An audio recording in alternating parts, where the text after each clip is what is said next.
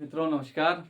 लीजिए मैं फिर से हाजिर हूँ आपके बीच में सामाजिक विज्ञान के भाग भूगोल की एक नई क्लास लेकर के, एक नई क्वेश्चन सीरीज लेकर के। मुझे पता है कि आपको पुरानी जो क्वेश्चन सीरीज है इतिहास की वो पसंद आई होगी और लगभग ऑफलाइन भी कई स्टूडेंट्स ने उसकी सराहना की है।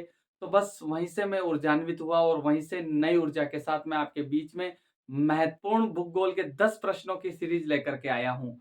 और मुझे पूरा विश्वास है कि पढ़ने वाले बच्चे जो है एक-एक प्रश्न को, एक-एक शब्द को बड़ी बारीकी से समझते हैं, क्योंकि हमें आंधियों को कह देना है अपनी औकात में रहे, क्योंकि हम उनकी दिशा बदलना जानते हैं। तो मित्रों, पढ़ाई से बेस्ट कोई हथियार नहीं है। पढ़ाई एक ऐसी चीज़ है जो आपको पूरे विश्व में, पूरी दुनिया में जो है हीरो बना सकती है। बाकी सारी चीज़ें बेकार और पढ़ाई की जय-जयकार। लीजिए हम नई क्लास के साथ जुड़ते हैं। बने रहिए स्टडी विद कवि बंधु सर और भूगोल की एक 10 क्वेश्चंस की नई सीरीज के साथ हम शुरुआत करते हैं।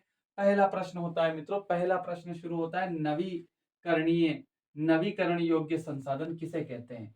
नवीकरण योग्य संसाधन किसे कहते हैं? मित्रों इसके शब्द के उच्चारण से ही पता चल रहा है कि नवीकरणीय संसाधन किसे कहा जाता है। नवी नवी यानी नया, न्यू। ऐसे संसाधन, ऐसे रिसोर्सेज, सच टाइप रिसोर्सेज जिनको हम लोग जो है नया कर सकें, नया बना सके, एक बार खत्म होने के बाद उनको जो है पुनः चक्रित करके नया बना सके, उन्हें नवीकरण योग्य संसाधन कहते हैं। लेकिन परिभाषा पढ़ लेते हैं। ऐसे संसाधन जिन्हें पुनः उपयोग में लाया जा सके नवीकरण योग्य या असमाप्य संसाधन कहलाते हैं। जिनको वापस नया किया जा सकता है वो नवीकरणीय संसाधन कहलाते हैं। जैसे सौर ऊर्जा कभी खत्म नहीं होगी, जब तक सूरज रहेगा तब तक हम जो है सनलाइट, सौर ऊर्जा प्राप्त करते रहेंगे। आगे बढ़ते हैं। संसाधन नियोजन, रिसोर्सेज मैनेजमेंट किसे कहते हैं? संसाधन नियोजन। मित्रों आप भी स्टूडेंट हो, तो आप भी जो है आपकी पढ़ाई, आपके घर का काम, हर एक चीज को मैनेज करते होंगे। तो इसी प्रकार से हमारे पर्यावरणविद जो है, हमारे पर्यावरण वैज्ञानिक जो है, उनका कहना है कि हमारी पृथ्वी ने जितने भी हमें संसाधन दिए हैं, उन संसाधनों का जो है हम उचित नियोजन करें, उचित मैनेजमेंट करें, ताकि जो है ये संसाधन जो है प्रकृति की अमूल्य धरोहर है। इनको हम काम में भी लें और भावी पीढ़ी के लिए भी ये काम में आ जाएँ, ऐसा इनका मैनेजमेंट करें। तो मित्रों, संसाधन नियोजन पृथ्वी पर उपलब्ध प्राकृतिक संसाधनों का बिना दुरुपयोग किए विवेकपूर्ण तरीके से उपयोग करना ही संसाधन नियोजन कहलाता है। प्रकृ प्रकृति के द्वारा जितने भी उपहार हमें दिए गए हैं, संसाधन दिए गए हैं, उनका बिना दुरुपयोग किए हम उन्हें काम में लें, इसको ही संसाधन नियोजन कहते हैं। जैसे कि पानी बचाओ, बिजली बचाओ, सबको पढ़ाओ, ये सरकार भी दीवार पर लिखवा करके सबको जो है प्रेरित कर रही है। तो पानी का सदुपयोग करना चाहिए, ज़्यादा पानी नहीं बहाना चाहिए। उसी प्रकार से पृथ्वी के जितने भी संसाधन हैं, उनका हम जो है बिना दुरुपयोग किए उपयोग करें। यही संसाधन नियोजन, रिसोर्सेस मैनेजमेंट है। तो आगे बढ़ते हैं। अगला प्रश्न है मित्रों, रियो डी जेनेरो पृथ्वी सम्मेलन का मुख्य उद्देश्य क्या था? रियो डी जेनेरो पृथ्वी सम्मेलन का मुख्य उद्देश्य क्या था? इससे पहले आप ये समझ लीजिए कि रियो डी जेनेरो पृथ्वी सम्मेलन कब आयोजित हुआ था। रियो डी जेनेरो पृथ्वी सम्मेलन ब्राजील के रियो डी जेनेरो शहर में 1992 1992 में आयोजित हुआ था मित्रों। पृथ्वी के पूरे जो है पर्यावरण को जो है सुरक्षित रखने के लिए और देशों के आर्थिक सामाजिक विकास के लक्ष्य तय करने के लिए इस जो है कार्यक्रम को संचालित किया गया था। इस सम्मेलन को आयोजित किया गया था। इसके दो मुख्य लक्ष्य हैं। विश्व स्तर पर पर्यावरण संरक्षण हो, विश्व के सभी देश जो है पर्यावरण को बचाने के लिए महत्वपूर्ण जो है नियम बनाए, कानून बनाए। ठीक है। और दूसरा आर्थिक सामाजिक विकास हो। 100 से भी अधिक देशों ने इस रियो डी जेनेरो पृथ्वी सम्मेलन में भाग लिया था। 100 से भी अधिक देशों ने, और सबने तय किया था कि हम सब मिलकर के जो है पर्यावरण संरक्षण करेंगे और सभी देश मिलकर के अपना-अपना आर्थिक और सामाजिक विकास करेंगे। आर्थिक और सामाजिक विकास के लक्ष्य तय किए जाएँगे। ये आपका रियो डी जेनेरो पृथ्वी सम्मेलन है। एक बार जो है पूरा पिक जो है आप माइंड में सेट कर लीजिए। नोटबुक है तो नोटबुक में लिख लिख लीजिए, ताकि मैं क्वेश्चन नंबर 4 पर बढ़ सकूँ।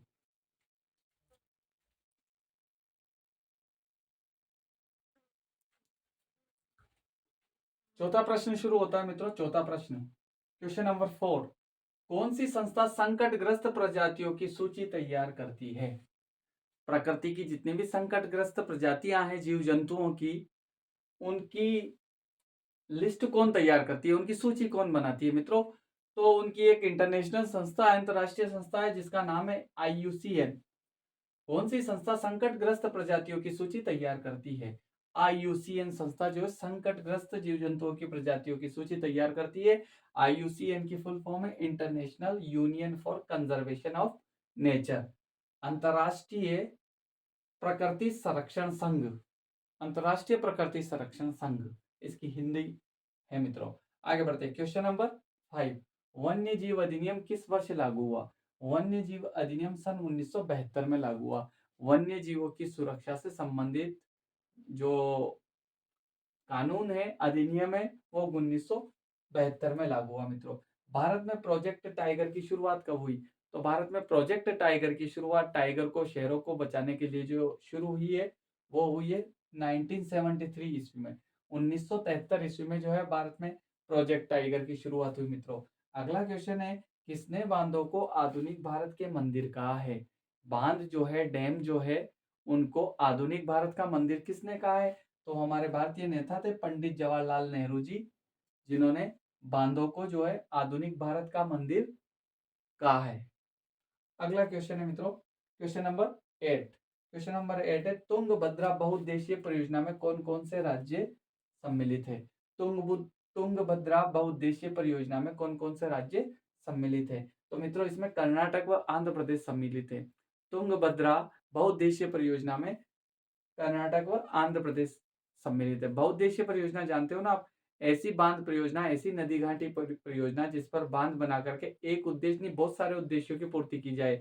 जहाँ नौ संचालन भी हो सके, नौ संचालन का मतलब है नाव का संचालन हो सके, जहाँ मनोरंजन के लिए पार्क वगैरह स्थापित हो सके, जहाँ पास में कोई थर्मल पावर प्लांट भी जो है स्थापित हो सके, जिससे इलेक्ट्रिसिटी का प्रोडक्शन किया जा सके, जहाँ पानी पीने के लिए अवेलेबल हो सके, सिंचाई के लिए पानी अवेलेबल हो सके, बहुत सारे उद्देश्यों की पूर्ति जिस बांध से, जिस नदी घाटी परियोजना से हो सके, उसे बहुउद्देशीय परियोजना कहते हैं मित्रों। आप इसका पिक जो है अपने दिमाग में भी सेट कर लीजिए, नोटबुक में नोट कर लीजिए, ताकि मैं 9th और 10th वाले क्वेश्चन पर बढ़ूं। 9वां और 10वां क्वेश्चन, इसके बाद हमारी क्वेश्चन सीरीज समाप्त होगी।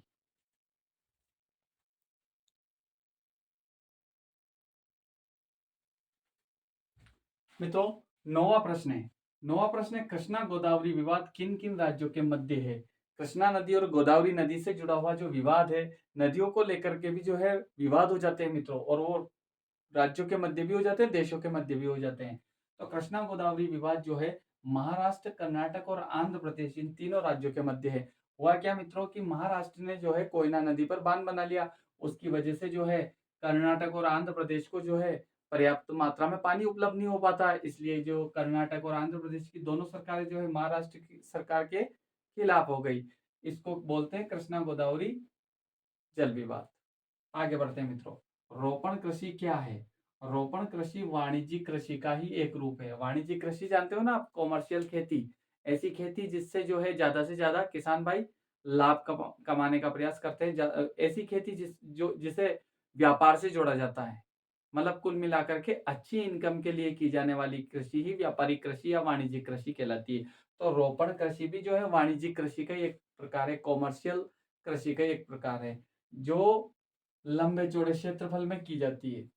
रोपण कृषि वाणिज्यिक कृषि का ही एक रूप है, जिसे लंबे चौड़े क्षेत्रफल में बोया जाता है। जैसे चाय बहुत लंबे क्षेत्र में बोई जाती है, कॉफी है, रबड़ है, गन्ना है, इनको जो है किसान भाई ज्यादा से ज्यादा मुनाफा, इनकम प्राप्त करने के लिए बोते हैं, और लंबे चौड़े क्षेत्र इनके लिए चाहिए मित्रों। तो यही रोपण कृषि है। अगला प्रश्न है 11वां प्रश्न। वैसे 10 प्रश्नों की सीरीज थी, लेकिन मैंने सोचा कि इस बोर्ड को खाली कहाँ छोड़ा जाए, तो 2 प्रश्न आपको एक्स्ट्रा बताने का मैं प्रयास कर रहा हूँ।